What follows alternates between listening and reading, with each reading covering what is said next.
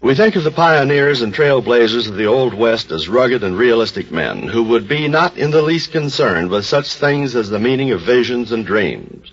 But out of California, during the colorful days when the wild scramble for gold was on, comes an authentic story of one such pioneer who was apparently unlike the rest. His name was Captain George Yount, and he was a man who believed in dreams.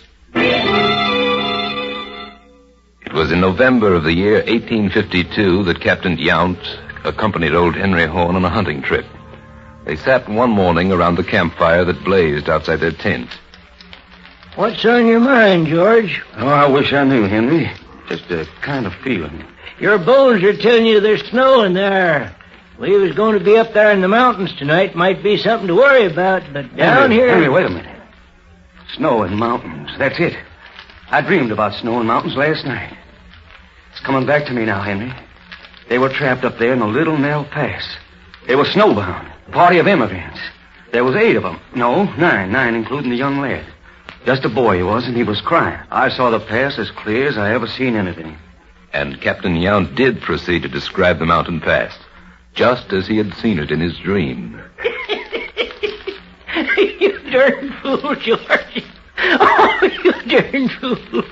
No wonder you seen that pass so clear. It's the Carson Valley Pass. You didn't make it up in your dream. You just remembered it, that's all. I wouldn't know, Henry. You see, I've never been there.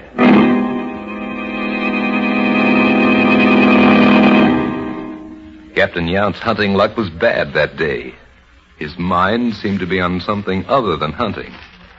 And toward evening, as the 2 men made their way back to camp...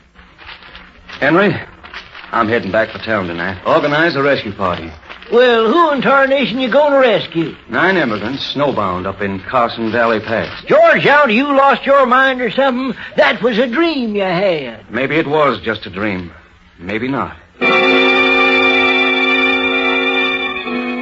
The captain and a small band of well-paid adventurers set out on horseback for the mountains. For 3 days they rode without seeing the slightest trace of the emigrant party. But as they approached Carson Valley Pass, the captain's mouth fell open in amazement. The snow piled to the treetops, the very path beneath his horse's feet, all were just as he had dreamed. And so the captain was scarcely surprised to find, on the morning of the 4th day, a boy of 16 standing guard at the mouth of the path. That's him. That's the lad I saw crying in the snow. But there were no tears in the boy's eyes now. Only joy and relief and unspeakable gratitude. And as Captain Yount leaned over him, the boy murmured through frozen lips. The rest of them are back there in the pass. There are just 6, including myself. Well, now that's strange. I could have sworn there were 9. There were a few days ago, sir.